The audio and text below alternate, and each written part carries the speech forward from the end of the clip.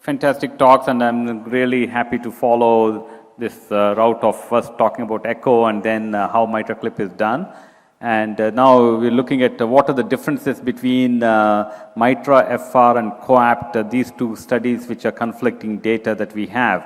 So obviously we are talking about the second part, which is the secondary MR here, where there's LV dilatation, often secondary to ischemic heart disease and leading to mitral annular dilation as well, and incomplete coaptation of the mitral valve. So as we heard from Dr. Raj Makar that the mitral valve is a complex structure, heterogeneous, no current, one single option is adequate to treat these patients. So the anatomic challenges that you look at, mitral valve is large, asymmetric shape, there are no good landmarks and closing pressures are higher as well. So this is one of the first MitraClip in 2009, severe MR, 84-year-old man, deemed inoperable by 2 cardiac surgeons for ischemic mitral regurgitation. He had bypass surgery in the past as well, and his EF was about 35% and with severe MR. So 2 hours from skin to skin and post-clip deployment. This is actually, I should say, the beginner's luck, or in the early stages of where we were doing procedures. And 2 hours was a good time. Now it takes less than that, but sometimes in the beginning you can even spend about 4 hours doing this MitraClip, unless you have experts like Dr. Nanda to guide us in the echo. So this is a lot of it is dependent upon echo. And so there are several other ways to treat mitral regurgitation in functional, like annuloplasty, and we don't have any of those yet commercially available. So that, but the catheter-based transcatheter edge-to-edge repair, mitral clip is available in the United States as well as in India. Edwards has been approved, and it is probably the Pascal system will be entering into the market soon in India as well. So, I mean, I think in view of time that I won't show you the video because you saw beautiful videos from Dr. Makar. So this is essentially what we are doing is we are creating, this is Dr. Alfieri and the Italian surgeon, and we are trying to create a stitch like how he did right in A2, P2 with the MitraClip. Okay, so this was very nice design, and it was first tested out in clinical trials looking at primary MR, and 5-year results of Everest 2 showed that the device 178 patients and surgery 80 patients. Randomization showed that it is, number one, it is very safe to do the procedure. The mortality is only 6%, and those guys actually had less amount of heart failure symptoms wise, and they did much better than surgery. So let's look at the functional mitral regurgitation, as my talk is mostly about COAPT. COAPT is a cardiovascular outcome assessment of the MitraClip percutaneous therapy for heart failure patients with functional mitral regurgitation. It's a parallel open-label multi-center trial in nearly 600 patients with heart failure moderate to severe, 3+ or greater mitral regurgitation, who remain symptomatic despite maximally tolerated guideline-directed medical therapy. So it's a 1-to-1 randomization. And the trial, actually, the first primary endpoint is up to 2 years. As you can see here, guideline-directed medical therapy in the white. Hospitalizations at 2 years is 283 patients. Compared to that, the MitraClip and guideline-directed medical therapy is 160 patients. It wasn't an easy trial to enroll because it really, guideline-directed medical therapy was adjudicated by even the clinical evaluation committee. And so all-cause mortality at 2 years, again, even this was a surprise to all of us. This made a difference in 46% versus 29%, and number needed to treat is about 6 people to save 1 life, which is really in favor of MitraClip plus guideline-directed medical therapy.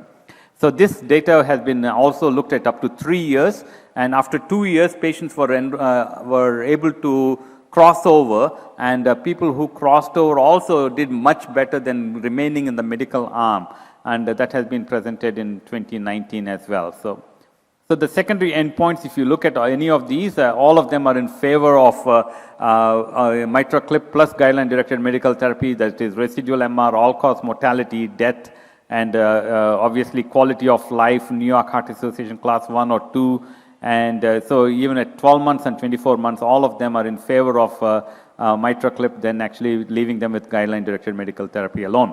So then what are the problems with MitraClip and why are we talking about that actually here? In the United States, a COAPT study has been done and MITRA-FR was a French study, and this French study showed that there is no benefit, even though it is safe to do MitraClip, but there was no benefit compared to medical therapy alone. So why there is a discrepancy between these two? Better medical treatment in COAPT by heart team is one of the reasons we thought. Smaller left ventricular dimensions in COAPT, use of more than one clip in COAPT, MitraClip performed at specialized centers in the COAPT trial, and 35% had moderate MR in mitral. So to start off with, they are not probably requiring that. And more complications, the device failure and residual MR. I think most importantly, or more than that, residual MR was more common in MITRA-FR and very high risk population in MITRA-FR trials. So let's look at it more carefully. As I said, that there's a big difference in COAPT. Both in death and rehospitalization at 1 year and 2 years. MITRA-FR did not make any difference, even at 2 years. So this is important to understand. There's a ventricular remodeling and either the mitral valve apparatus remodeling and valve dysfunction. So let's look at these two studies and differences. 307 patients in MITRA-FR versus COAPT in 614 patients. The effective regurgitant orifice area is 0.2 to 0.4. In MITRA-FR, it is 0.3 to 0.4. So more regurgitant lesions were enrolled in the COAPT trial than actually in MITRA-FR. And if you look at appropriateness of drug treatment was determined by site investigator in MITRA-FR, but actually here, the intensification of drug treatment reviewed by the central committee, as I mentioned earlier.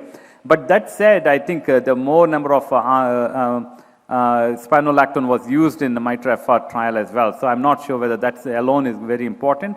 But again, if you look at the baseline effective regurgitant orifice area, was less than 0.3 centimeter square in 52% of patients in MITRA-FR, whereas it was more than 0.4 in 41% of patients in COAPT trial. So suggesting that significant MR patients were enrolled in the COAPT trial and more probably moderate MR were enrolled in MITRA-FR trial. At the same time, the left ventricular end-diastolic volume, these are large LVs in MITRA-FR as compared to COAPT trial. And so let's look at these two make us think that maybe the proportionate MR patients were enrolled and the disproportionate MR patients were enrolled in the COAPT trial. So these two patient and selection of patients are not the same, even though it is mitral regurgitation. All mitral regurgitation is not one and the same. So let's look at these two. What do I mean by proportionate MR? So when the LV dilates, there will be leakage of blood through the mitral valve because the malcoaptation. So the LV dilates so much that it creates mitral regurgitation, and there's LV remodeling and dilation, so that is a big problem.